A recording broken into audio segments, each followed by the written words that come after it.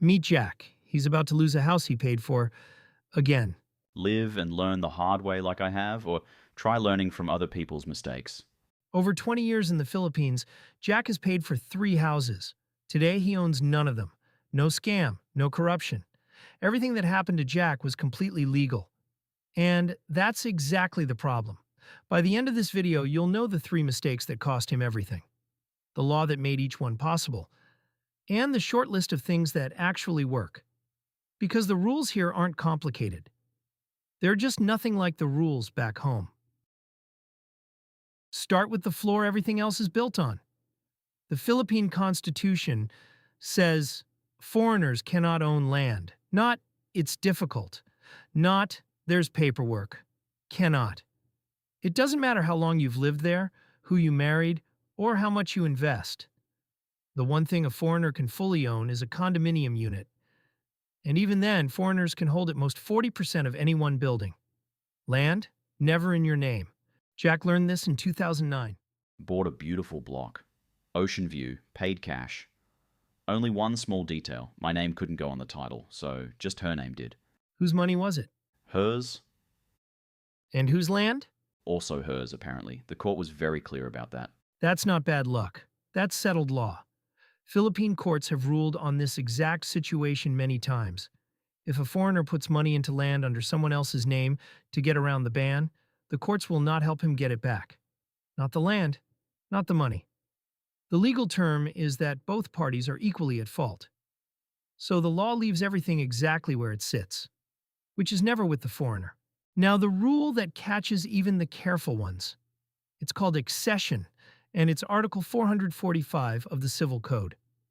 In plain English, whatever is built on a piece of land belongs to the owner of that land. The house follows the dirt. Always the dirt. Think about what that means. You can pay for every bag of cement, every length of rebar, every day of labor, and the moment that house stands on land you don't own, the law presumes it belongs to the landowner. You didn't build yourself a house. You built someone else a house with your money. House number 2. Her uncle's land. Good bloke. We shook on it. I build the house. I live in it as long as I want. 12 years that handshake lasted. Then he passed. The land went to his kids, and the handshake didn't transfer. A handshake isn't a lease. A promise isn't a title annotation. And family goodwill doesn't survive inheritance. If nothing is registered, you built a gift. So what did Jack get right? One thing. By accident.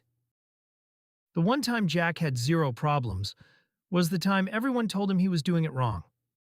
2 years. Landlord fixed the roof. I paid on time. Nobody went to court. Most boring chapter of my life. I miss it. Here's the reframe. Nobody selling you a dream will give you. Renting in the Philippines isn't failure. It's the only move with 0 downside while you're still learning the ground. Rent is cheap by Western standards. You're testing the town, the neighbors, the wet season, the commute, the reality, with none of your capital exposed to laws you don't understand yet. Every peso you don't put into the ground is a peso you can still take with you if the plan changes. Rent first. Rent longer than feels comfortable. The land isn't going anywhere. Now, you may have seen the headlines. September 2025, the Philippines passed a new law. Foreigners can now lease land for 99 years. Republic Act 12,252. It's real. And there's a very good chance it does not apply to you. Here's what those videos aren't telling you. That law amends the Investors Lease Act. The 99-year term is for registered foreign investors. Approved projects through the Board of Investments or PEZA factories, industrial estates, agro-industrial ventures, tourism projects with a minimum investment of $5 million US. If that's you, congratulations, and you have lawyers for this already. If you're a regular foreigner, a retiree, a family man, a bloke who wants a house and a mango tree, your law didn't change. You're under the old rules. A lease of up to 25 years, renewable once for another 25. 50 years total. And honestly, done properly, 50 years is more than enough for a life. Which brings us to the 2 words that decide everything. Done properly. A lease in the Philippines is only as real as its registration. It has to be registered with the Registry of Deeds and annotated on the land title itself. That's the operative act, the thing that makes your lease binding on everyone, not just the person who signed it. Registered, your lease survives the sale of the land. It survives the owner's death. It survives the family changing their mind. Unregistered? You've got a very polite piece of paper.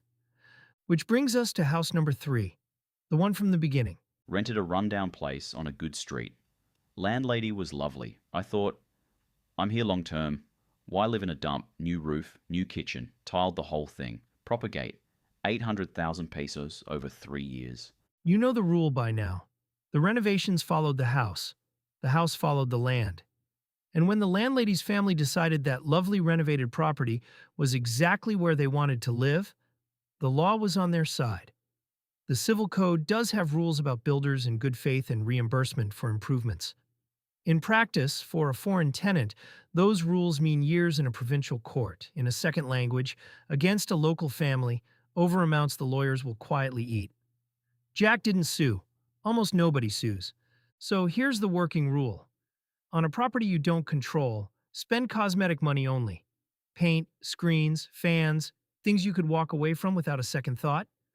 The moment your renovation budget climbs past that, you need a registered lease with an improvements clause in writing. Before the first bag of cement, not after. If the owner won't register a lease, they've answered your question. Believe them. So what's left? What is work? A shorter list than YouTube suggests. But everything on it is solid. 1. A condominium unit. The only property a foreigner can fully own, title in your own name, up to the foreign ownership cap per building. If owning something outright matters to your peace of mind, this is the vehicle. Full stop. 2. A registered long-term lease. 25 plus 25, arm's-length owner, registered, annotated on the title, improvements clause in writing. Not ownership, but enforceable, survivable, real. 3. If you're married to a Filipino citizen, your wife can own land outright because she's a citizen. Full stop. That's not a loophole. That's her constitutional right. But understand your position clearly. Her land is hers. Your name appearing on the title after the words married to is a description, not a share.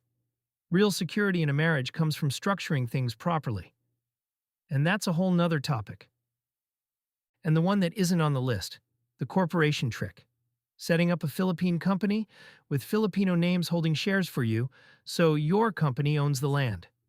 That has a name in Philippine law. It's called a dummy arrangement. It's a crime under the anti-dummy law. And it can end in deportation and prison. Any fixer selling it to you is selling you the liability, not the land. One more thing before we finish, because I know what some of you are thinking. Easy, I'll just lease it from my own wife. Land, house, doesn't matter. For almost every married couple in the Philippines, that contract is void the day you sign it. Not risky, void. And if you're thinking, good thing she's my girlfriend, not my wife, the courts thought of that too. Why the law kills every version of this deal. The one half of YouTube is selling right now. That's next week's video. Watch it before you pour a slab. If this saved you from a mistake, the next video will save you from a cleverer one. Subscribe and go read your lease. If you can't find it, that is the problem. 20 years, 3 houses. You want the whole education in one line?